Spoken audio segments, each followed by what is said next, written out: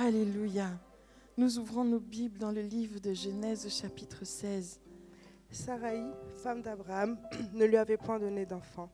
Elle avait une servante égyptienne nommée Agar. Et Saraï dit à Abraham, « Voici, l'Éternel m'a rendu stérile. Viens, je te prie, vers ma servante. Peut-être aurai-je par d'elle des enfants. » Abraham écoute la voix de Saraï. Alors Saraï, femme d'Abraham, prit Agar, l'Égyptienne, sa servante, et la donna pour femme à Abraham, son mari. Après qu'Abraham eut habité 10 années dans le pays de Canaan, il alla vers Agar et elle devint enceinte. Quand elle se vit enceinte, elle regarda sa maîtresse avec mépris. Et Saraï dit à Abraham, « L'outrage qui m'est fait retombe sur toi. J'ai mis ma servante dans ton sein, et quand elle a vu qu'elle était enceinte, elle m'a regardée avec mépris. Que l'Éternel soit juge entre moi et toi. » Abraham répondit à Saraï, « Voici, ta servante est en ton pouvoir. Agis à son égard comme tu le trouveras bon. » Alors Saraï la maltraita et Agar s'enfuit d'elle. L'ange de l'Éternel la trouva près d'une source d'eau dans le désert, près de la source qui est sur le chemin de Shur.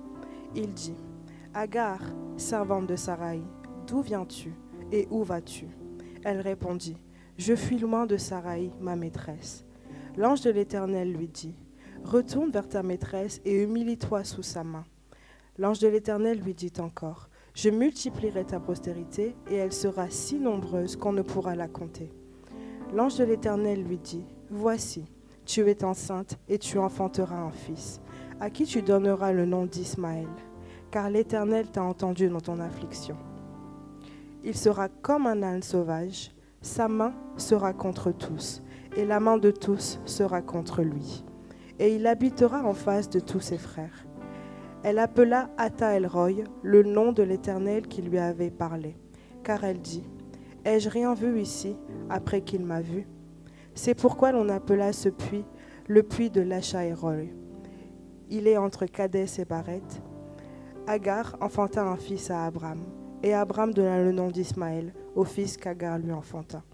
Abraham était âgé de 86 ans lorsqu'Agar enfanta Ismaël à Abraham. Amen.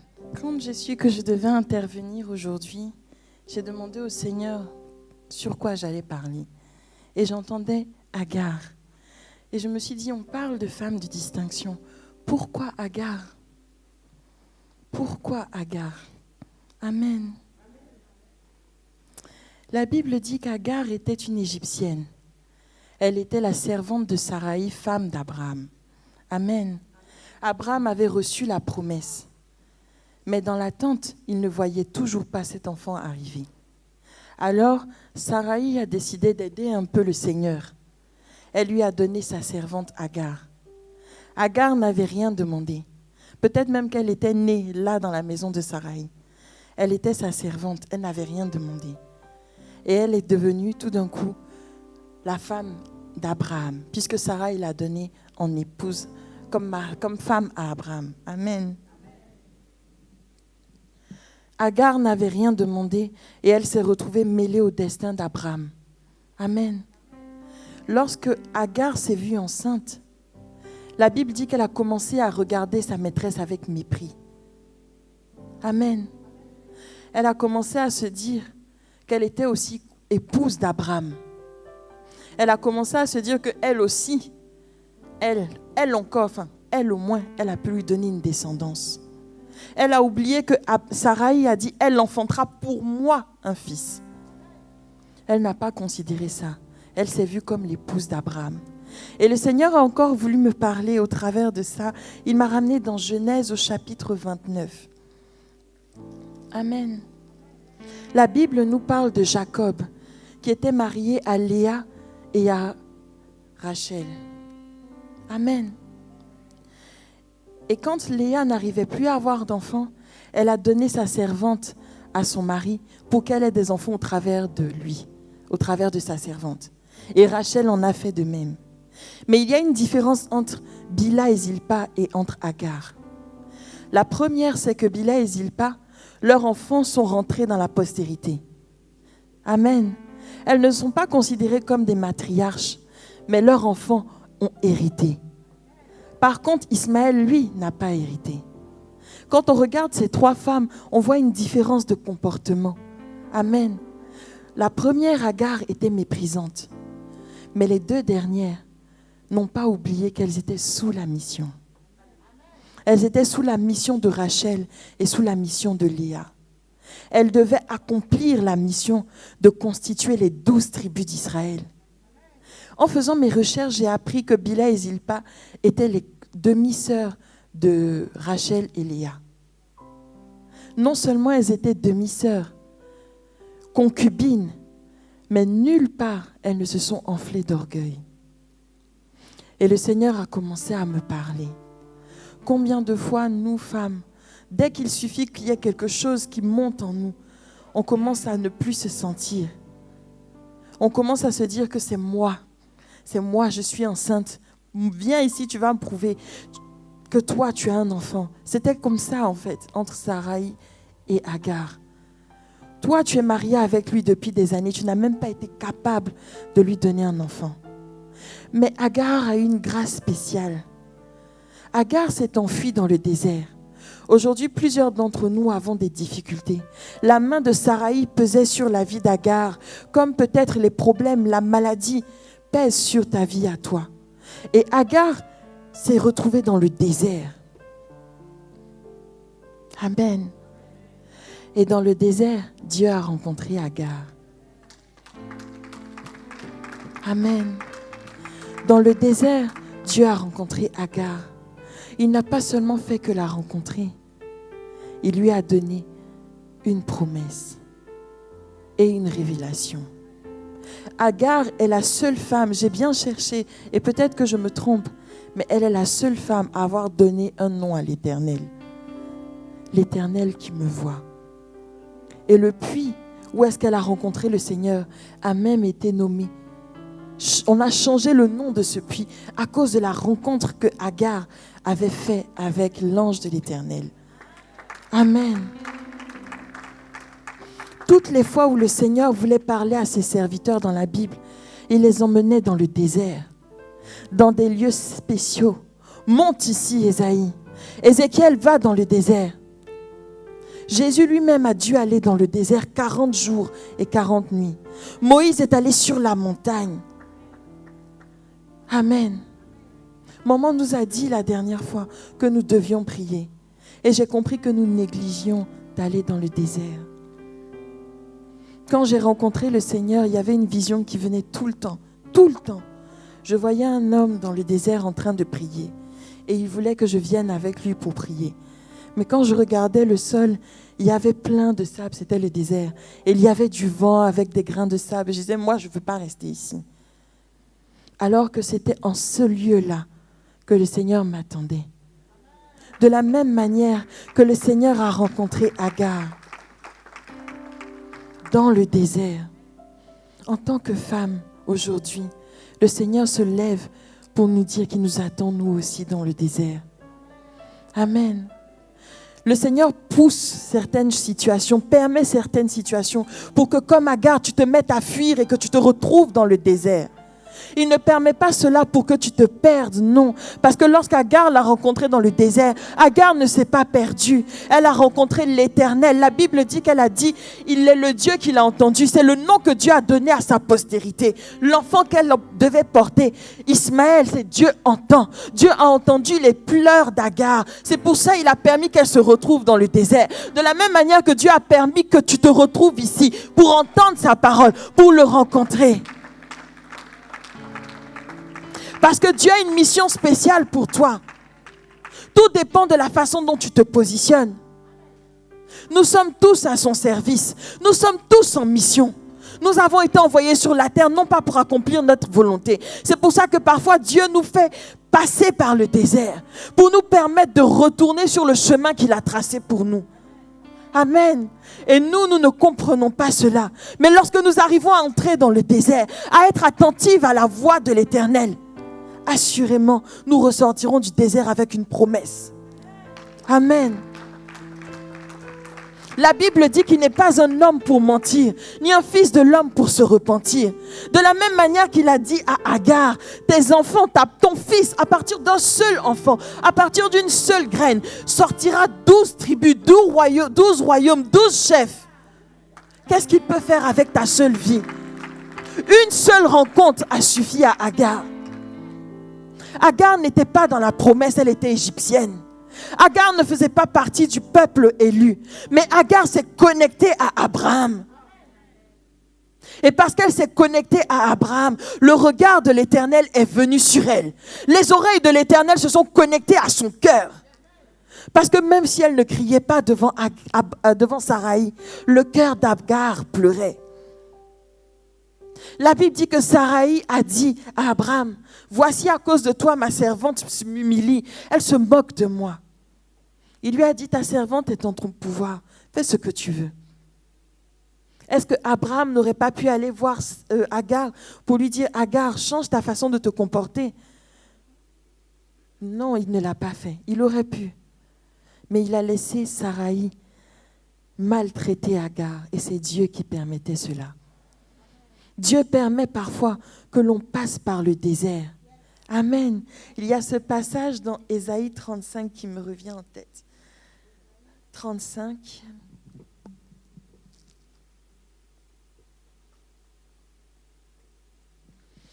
À partir du verset 1. Le désert et le pays aride se réjouiront. La solitude s'égaiera et fleurira comme un narcisse. Le narcisse annonce le printemps. Amen. Le printemps où les fleurs bourgeonnent, où la mort s'en va, où tout reprend vie.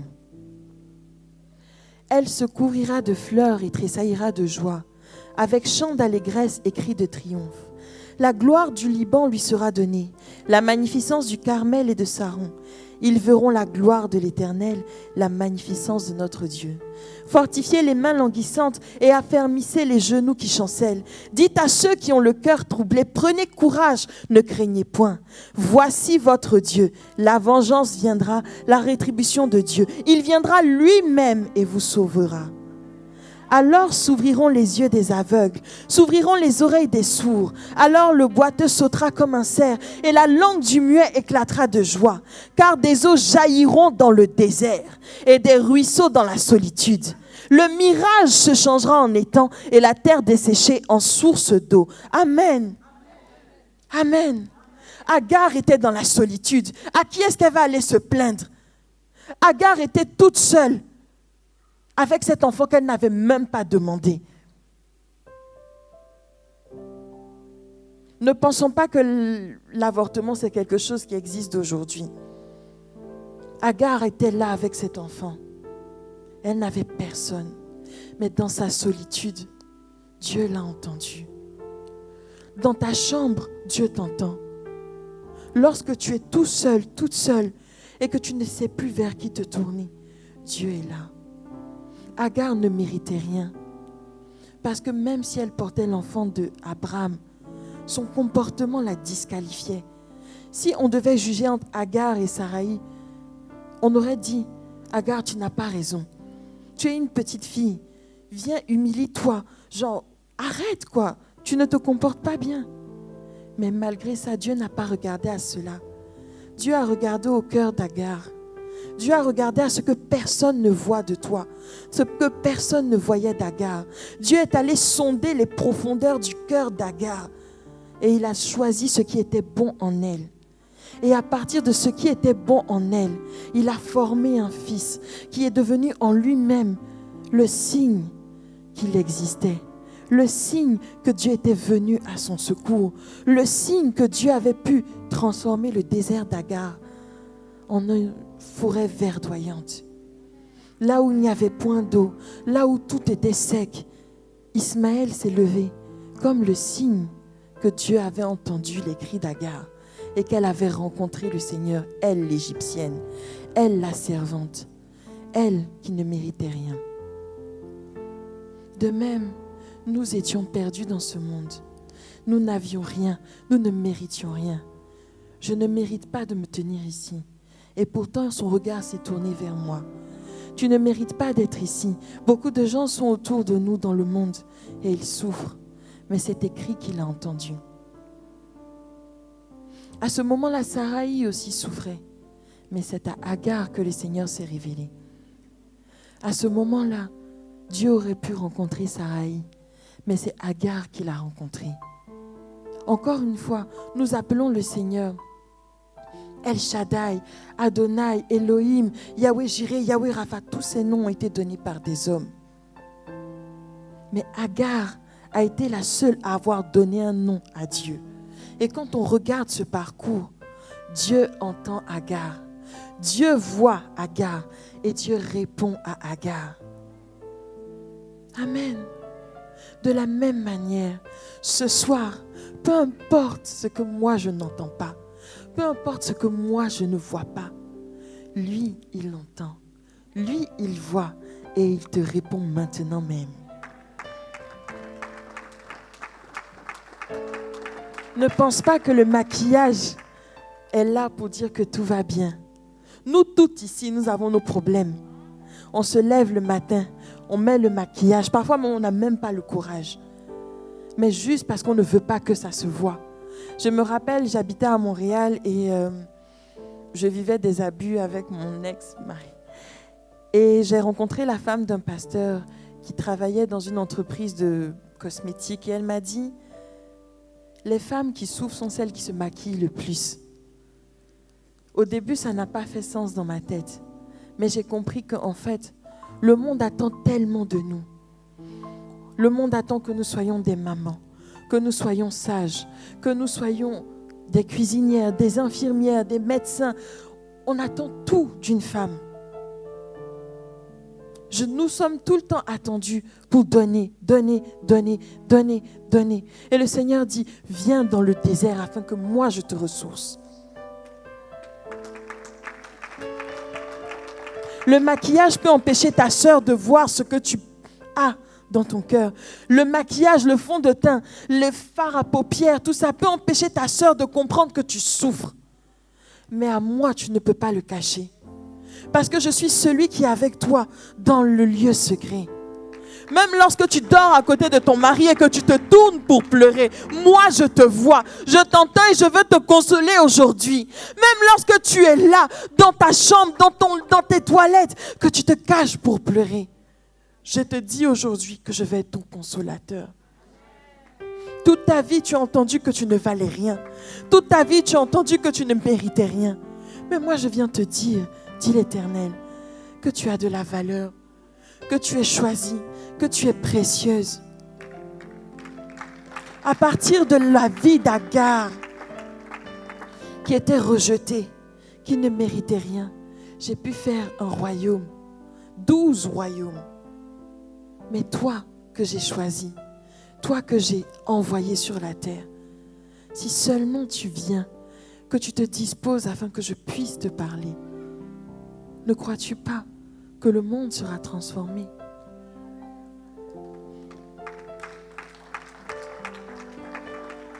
Amen. La dernière fois, papa l'a dit ici, je disais au Seigneur, pas moi. J'ai tout dit au Seigneur, pas moi. Je ne mérite pas, je ne sais pas parler, je ne sais pas, j'ai tout dit, tous mes défauts, j'ai dit pas moi. Envoie quelqu'un d'autre. Et même jusqu'à maintenant, quelque part dans mon cœur, j'espérais que ce ne serait pas moi qui prêcherais.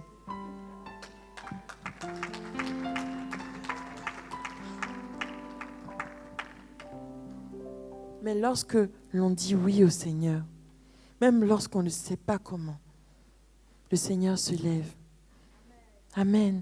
Il est celui qui nous donne la provision. Il est celui qui nous donne la force. Il est celui qui a fondé en nous ses espoirs. J'ai toujours dit que le Seigneur était comme un entrepreneur. Nous sommes son entreprise, son investissement. Amen. Il dit dans Cantique des Cantiques qu'il se lève le matin, avant même que tout le monde se lève, comme un époux, comme le bien-aimé, et il vient taper à la porte de sa bien-aimée. Alors que la rosée est en train de tomber, alors que tout le monde dort, il vient pour te chercher, parler à ton cœur, parce que c'est le désir du Seigneur, un cœur à cœur avec toi, chaque jour, chaque instant. Que tu sois un homme, que tu sois une femme, le Seigneur ne regarde pas à notre sexe. Le Seigneur ne regarde pas comme regarde le monde. Le Seigneur ne regarde pas à tes faiblesses. Il ne regarde pas à mes faiblesses. Il ne regarde pas au fait que je tremblais. Il ne regarde pas au fait que j'étais assise derrière en train de dire, Seigneur, pas moi. Il dit, si seulement tu te lèves, je t'utiliserai. Si seulement tu décides de chercher à comprendre ce que j'ai mis en toi, si seulement tu comprends que c'est toi que je vois, si seulement tu comprends que c'est en toi que j'ai décidé de fonder ma gloire. Le monde attend que nous nous levions, nous femmes. Jusqu'à quand est-ce que nous laisserons ce monde nous écraser? Jusqu'à quand est-ce que nous laisserons le monde nous empêcher de nous manifester? La promesse n'est pas venue seulement pour les hommes. La promesse n'est pas venue seulement pour les adultes, mais pour toute personne qui répondra oui à l'appel du Seigneur. Si même un bébé dit oui aujourd'hui, le Seigneur peut le faire parler. N'a-t-il pas utilisé une ânesse? N'est-il pas capable de le faire avec toi? Nous ne sommes pas tous appelés à prêcher, mais le Seigneur a utilisé cette petite fille, cette servante qui s'est retrouvée dans la maison de Naaman pour changer la vie de ce monsieur. Est-ce que la vie de sa famille n'a pas changé? Lorsqu'il a quitté le prophète, il a dit que lui, il n'allait plus servir les dieux de son peuple.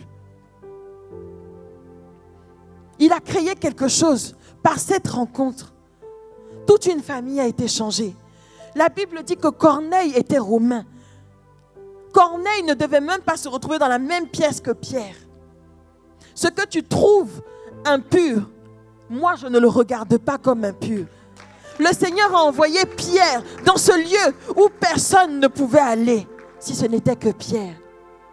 Parce que ce jour-là, Pierre avait décidé de dire oui au Seigneur.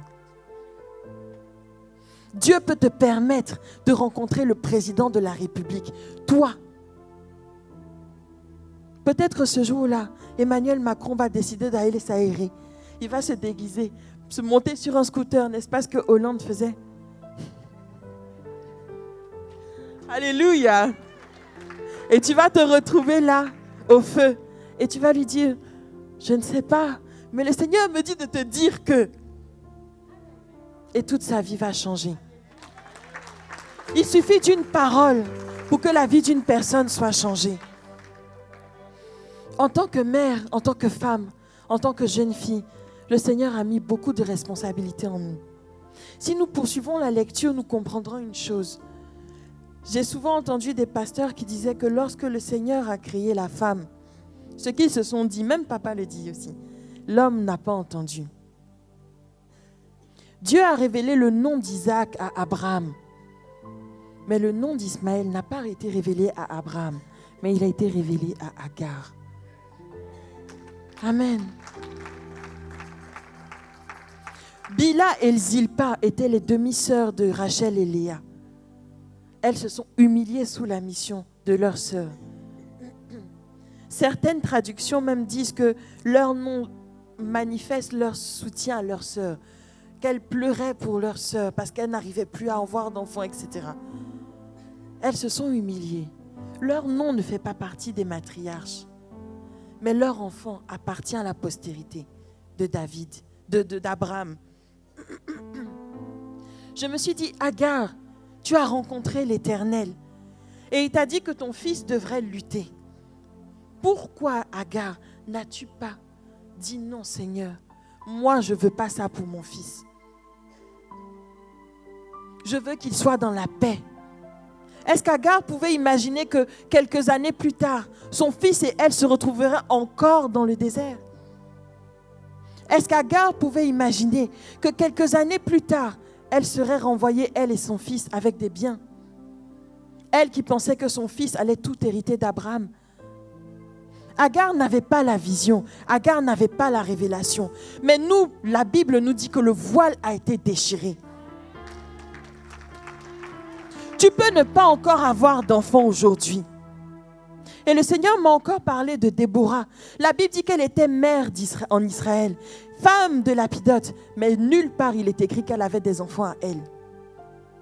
Mais elle était mère en Israël. Peu importe ta sphère d'influence, le Seigneur te voit comme une autorité à ce lieu-là. Parce que tu es Jésus-Christ envoyé vers les hommes. tu es celui ou celle que Dieu a choisi pour le représenter. L'ambassade de Dieu sur terre, partout où tu passes. Agar, pourquoi n'as-tu pas changé les choses? Il a entendu tes cris. Ne pouvait-il pas entendre aussi ta supplication? Les choses changent aujourd'hui.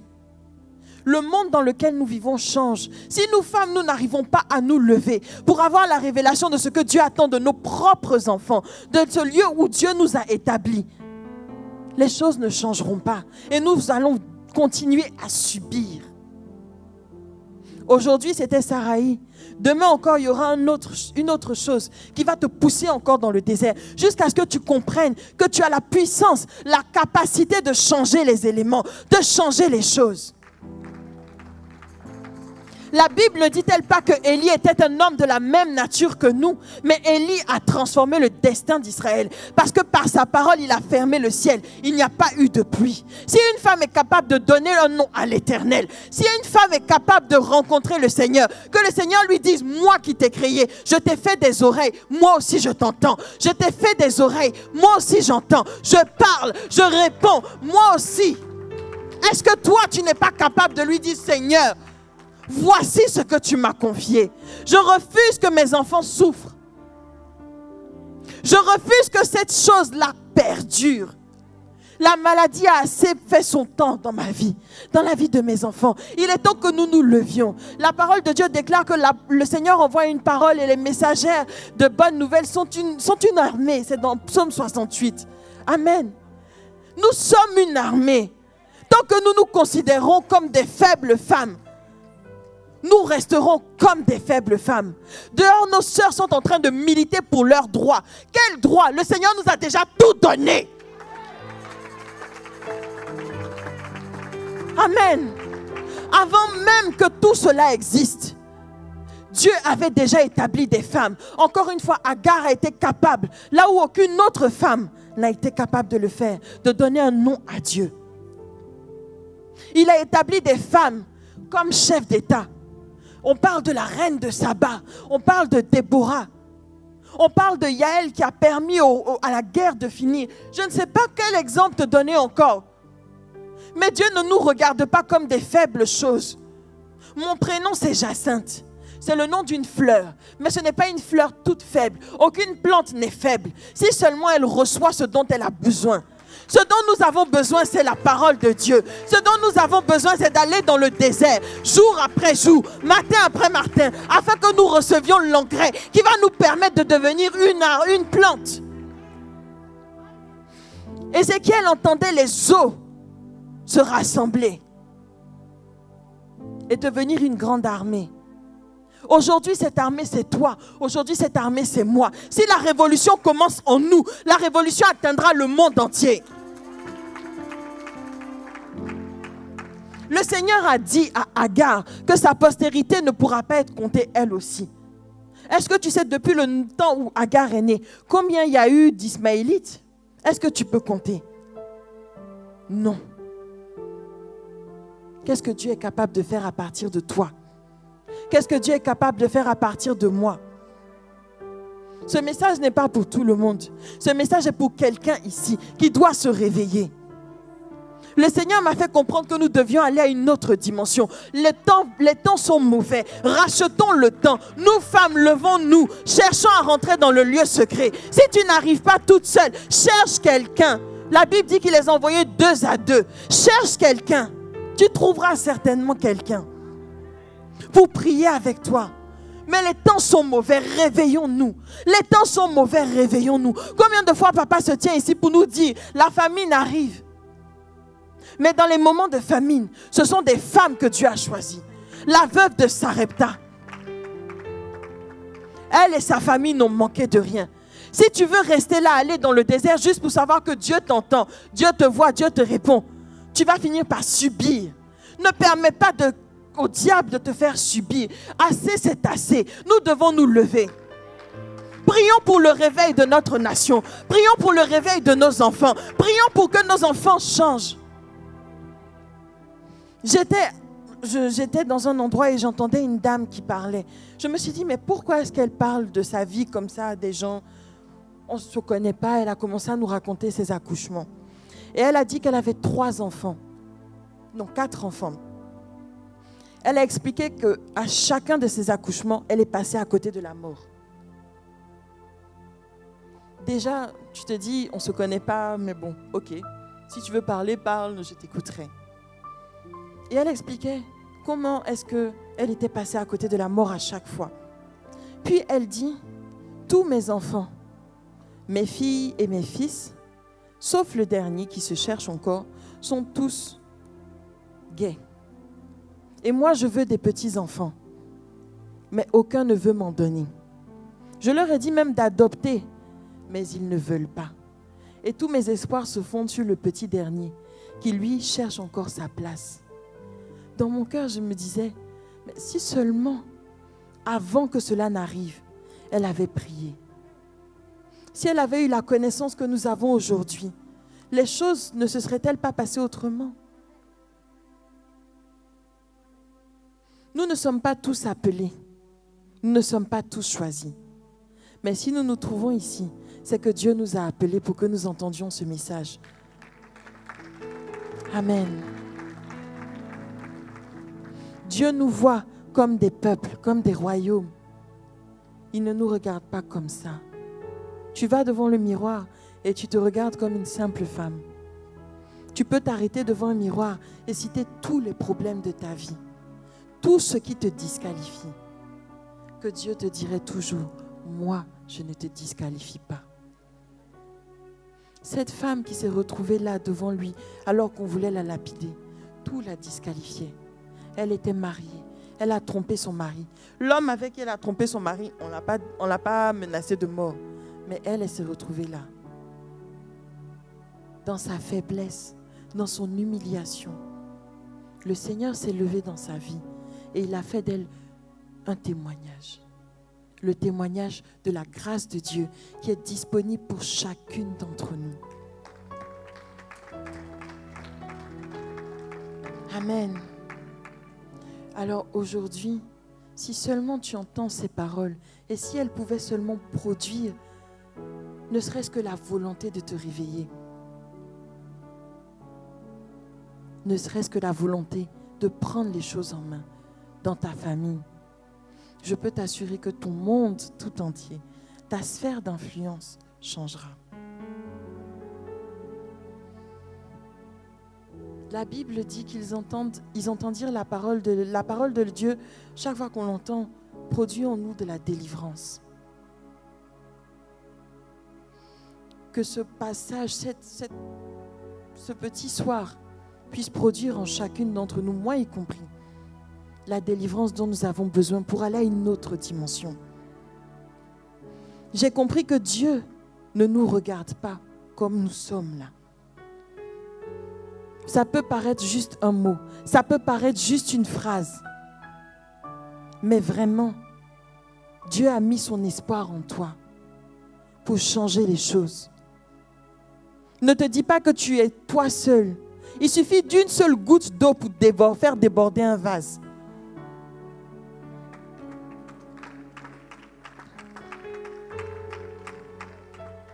Et le Seigneur me disait que nous ne devions plus être comme des phares qui clignotent. Il me dit un peu seulement, vous êtes là, vous priez, vous vous éteignez. Vous priez, vous vous éteignez. Tu viens à l'église, tu pries.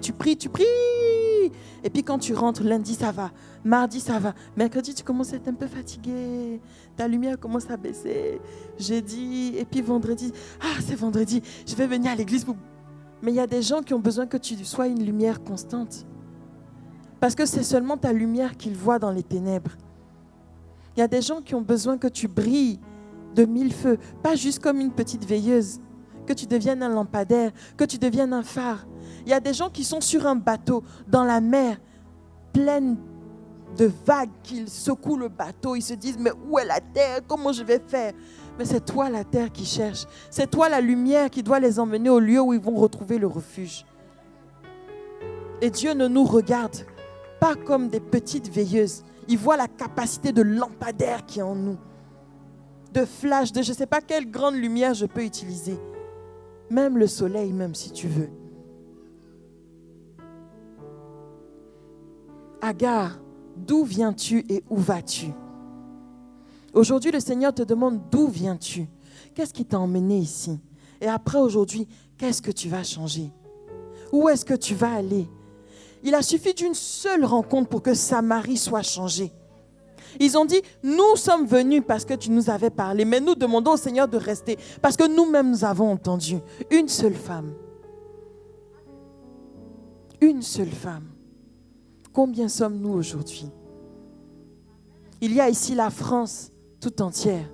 Il y a ici l'Allemagne. Il y a ici la Suisse. Il y a ici, je ne sais pas d'où tu viens. Peut-être même le Canada. L'Afrique.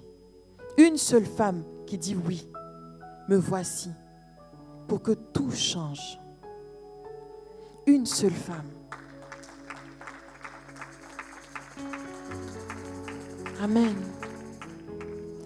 S'il y a quelque chose que tu dois retenir ce soir, c'est que Dieu ne te regarde pas comme une simple femme, mais comme une guerrière. Tu te regardes comme ça, tu ne le vois pas, mais tu es armé jusqu'aux dents. Amen. Il nous a donné toutes les armes dont nous avions besoin pour combattre. Et le Seigneur aujourd'hui te dit encore, lève-toi, parce que c'est sur toi que j'ai fondé ma gloire. C'est sur toi que mes espoirs se sont fondés pour sauver la terre. Hier, moi-même, je suis venu pour te donner l'exemple. J'ai tout quitté. Je n'ai pas dormi dans un lit confortablement.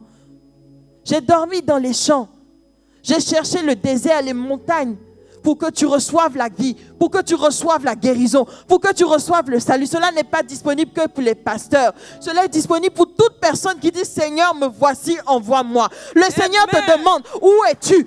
Est-ce que tu te lèveras pour moi? Est-ce que tu te lèveras pour moi? Puis-je compter sur toi aujourd'hui ?» Nous devons créer une révolution. Nous devons créer une révolution. Et la révolution commence par toi. La révolution commence par moi. Le Seigneur ne te regarde pas comme tu es. Encore une fois, il te voit comme une guerrière. Tu as la capacité de changer le monde entier.